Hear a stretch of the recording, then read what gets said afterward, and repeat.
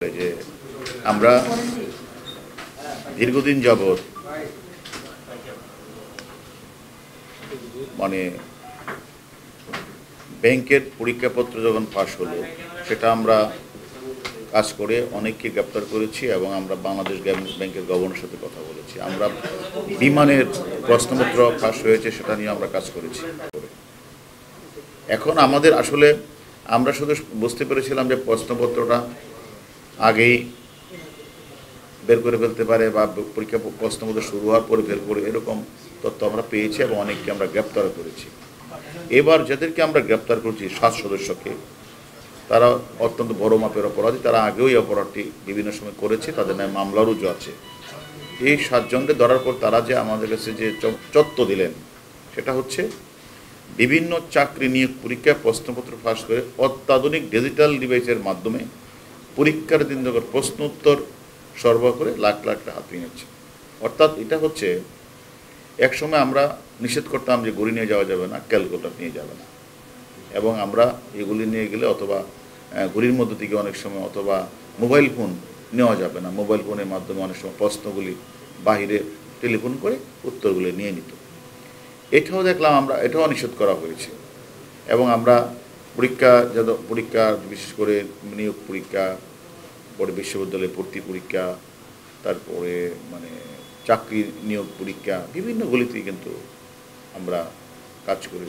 আমরা যে কথাটা বলেছি যে কি কি করণীয় বর্জন, কিন্তু এইবার যেটা পেলাম এই সম্পর্কে আমাদের আসলে ধারণাটা ছিল না। আমরা তাদেরকে গ্রেপ্তার করার পর বিশেষ করে মানে গ্রেপ্তার সময় তাদের হেফাজত থেকে আমরা GSM সুবিধাসমূহ 10টি অত্যাধুনিক ডিজিটাল ইলেকট্রনিক স্পাই ডিভাইস, 7টা মোবাইল ফোন, 10টি সিম কার্ড, 1টি পকেট রাউটার জব্দ করা হয় তাদের কাছ থেকে। তারা যে কথাটা বলেন তারা হলো প্রথমত তারা মানে পরীক্ষা শুরু 1-2 মিনিট আগে পরীক্ষার কোনো না কোনো কেন্দ্রে কোনো একজনকে তারা ম্যানেজ করে এরা করে কি ওই প্রশ্নের যে ফটোকপিটা MCQ অথবা রিটেন প্রশ্নটা তারা সাথে সাথে হোয়াটসঅ্যাপে করে বাইরে পাঠায়। বাহিরে তাদের একটা ডিভাইস সংঘ, প্রশ্নপত্র সলভার টিম, মানে অনেক লোক থাকে, অর্থাৎ কে বাংলা সলভ করবে, ইংলিশ সলভ করবে, 5 মিনিটের মধ্যেই তারা এটা সলভ করে ফেলে।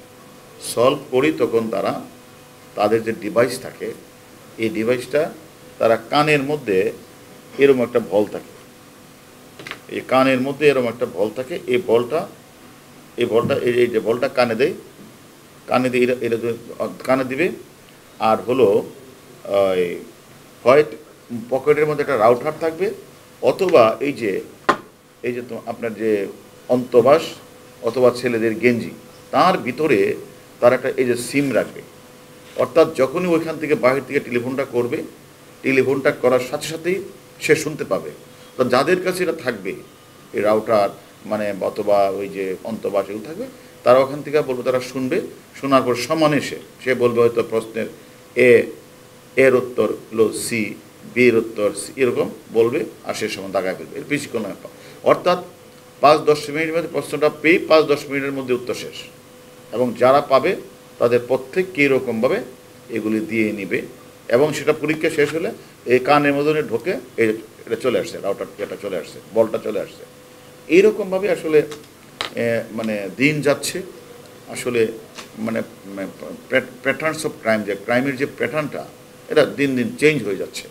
এবং এক সময় আমরা নকল প্রতিরোধের জন্য আমরা কাজ করেছি, মানে SSC SSC পরীক্ষা হলে নকল না হয় সেই নকল প্রতিরোধে আমরা কাজ করেছি। সেখানে তারা প্রথম বড় বই নিয়ে যেত, পরে তারা দেখা গেলো বইটাকে ছোট করে তারা নিয়ে যেত, কোনো সময় হাতে করে নিয়ে যেত, কোনো সময় তারা এভাবে কিন্তু দিন যাচ্ছে, অপরাধীরা তাদের প্যাটার্ন চেঞ্জ করছে। আমরাও আইনশৃঙ্খলা বাহিনী তাদেরকে ধরার জন্য বিভিন্ন স্কোপ আমরা ব্যবহার করছি। এখন সর্বশেষ যেটা আমরা পেলাম সেটা হচ্ছে তারা এই বল ব্যবহার করছে কানের মধ্যে, আর তাদের মানে এমন জায়গায় রাখে, অর্থাৎ ওই যে মানে ডিভাইসটা যেখানে ধরার বা এই জায়গায় চেক করার কোনো স্কোপ নেই। এইভাবে এখন আমি মনে করি আমাদের যে তারা আমাদের কাছে যে 7 জন আমাদের কাছে স্বীকার করেছেন যে তারা মোবাইল ফোনে হোয়াটসঅ্যাপ মেসেঞ্জারের বার্তা পর্যবেক্ষণ করে আমরা যেটা পেয়েছি, তারা প্রাথমিক শিক্ষক নিয়োগের 3য় ধাপে বাংলাদেশ রেলওয়ে টিকিট, পল্লী উন্নয়ন সঞ্চয়, জেলা প্রশাসক, মৎস্য বিভাগ বিষয়ক, জেলা প্রশাসক টাঙ্গাইল, গণপূর্ত সহকারী কাম কম্পিউটার, দুর্যোগ ব্যবস্থাপনা সবির, ভূমি মন্ত্রণালয় এবং বাখরাবাদ গ্যাস কোম্পানি লিমিটেড, আরও অনেক জায়গায় তারা উল্লিখিত পন্থা অপরাধ সংগঠিত করেছেন। আমাদের কথা হলো, আমরা জানি, আমরা সবাইকে বলছি যে এইরকম পন্থা অবলম্বন করে চাকরি নেওয়া যাবে না। অনৈতিক উপায়ে চাকরি নেওয়ার কোনো সুযোগ নেই। পরীক্ষার কোনো অসুবিধা অবলম্বনের চেষ্টা করলে, আমি মনে কেউ চেষ্টা করলে তাদের বিরুদ্ধে কঠোর আইনগত ব্যবস্থা গ্রহণ করা হবে। এবং কেন্দ্রে প্রবেশের সময় প্রতিটি পরীক্ষার্থীকে সতর্কতার সবে সম্ভব হলে মেটাল ডিটেক্টর ব্যবহার করা এবং চেক করা। আমরা কক্ষ পরিদর্শনের কাছে যদি কোনো পরীক্ষার্থীর আচরণ সন্দেহজনক হয় পুনরায় চেক করা। কোনো পরীক্ষার্থীর কাছে এসব ডিভাইস পাওয়া গেলে আইন পরীক্ষার সংস্থাকে অবহিত করা। এবং আমরা সেটাও বলেছি যে সেখানে আমার মনে হয় যে শুধুমাত্র পরীক্ষার যে নিয়ন্ত্রক একজন হাতেই মোবাইল থাকে ভালো, আর অন্য কারো কাছেই মনে করেন মোবাইল না থাকাই ভালো। কারণ কেউ না কেউ কেন্দ্রের একজন পরীক্ষা শুরুর সাথে সাথে মোবাইলের ছবিটা তুলে বলে, কারণ পরীক্ষার কেন্দ্রের যে দায়িত্ব, উনি যদি ছবি তুলে ফেলে কারো হয়তো কিছু করার নাই, তুলে উনি ওই চক্রের কাছে পাঠিয়ে দেয়।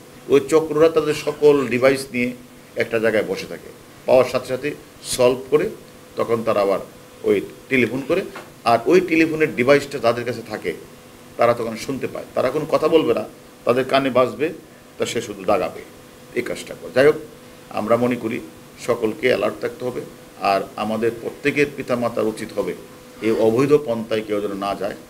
ভিন্ন পন্থায় চাকরি টাকা পয়সা দিয়ে এইসব চাকরির জন্য গেলে বিপদের সম্ভাবনাই থাকবে, এবং তাদেরকে আইন শৃঙ্খলা যে কোনো সময় ধরতে পারলে তার বিরুদ্ধে কঠোর অ্যাকশন গ্রহণ করবে।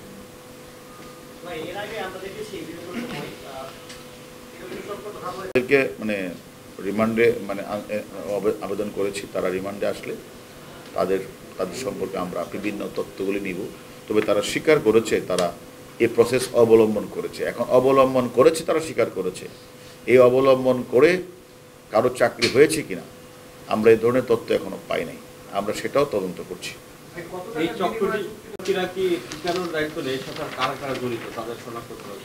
আমরা তো আসলে দেখেন, আমাদের কাজটি হচ্ছে শনাক্ত করা, এবং যারা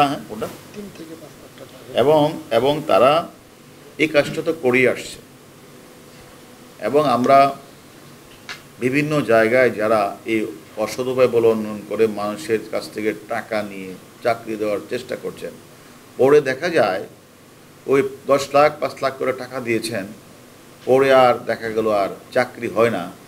পরে কিন্তু আমাদের কাছে আসে অভিযোগ করে, আমি মুখকে টাকা দিয়েছিলাম, আমাকে চাকরি দিবে, পয়সা দিবে, ওই কথা আর বলে না, যে প্রশ্ন আগে দিয়ে দিবি কথা বলে না, প্রশ্ন দিয়েছিল, অথবা বলে সে আমাকে একটা ফলস প্রশ্নপত্র দিয়েছিল, আমি টিকি নাই, অনেক কথা বলে। আমি মনে করি টাকা দেওয়া এবং না দুটি খারাপ। আমি মনে করি যে সকল অভিভাবক, যে সকল পরীক্ষার্থী শিক্ষার্থী টাকা দিয়ে কলেজ বিশ্ববিদ্যালয়ে ভর্তির চেষ্টা অথবা টাকা দিয়ে চাকরি পাওয়ার চেষ্টা করেন, যদি আমরা এ ধরনের তথ্য প্রমাণ পাই, আমরা মনে করি যে টাকা দিয়েছেন তাকেও আমরা ধরবো, আর যাকে টাকা নেই তাকে তো আমরা ধরবোই, দুই পক্ষকে আমরা ধরবো। Thank you. তারা যে MCQ বা লিখিত পরীক্ষাটা থাকে, তারা বলে যে আমাদেরকে 5 লাখ করে দেন, আমরা আপনাদেরকে এটা আপনি করে দেব। পরে যখন আবার ওই ভাই গিয়ে তো তার ওই এই কাজটা করতে পারে না, তখন চাকরি বাকরি অনেকেরই হয় না, তখন এসেই এই আমাদের কাছে এই ধরনের কমপ্লেনগুলি করে। হারুন ভাই, একটা বিষয় যে আপনারা বরাবর এই অভিযান করছেন, যাদেরকে ধরছেন বিভিন্ন প্রশ্ন ফাঁসে বা বিভিন্ন দুর্নীতি বা এরা কত বছর ধরে এবং সারা আমি শেষ করি। আমি আপনার যখন অপরাধটা সংগঠিত তথ্য আমাদের কাছে আসে, তখনই আমরা তদন্ত করে তাদেরকে বের করি। এখন বিষয়টা হচ্ছে এই তদন্তগুলো বের করতে গেলে অনেক সময় দেখা গেল অনেক জায়গায় রেজাল্টও হয়ে যায়।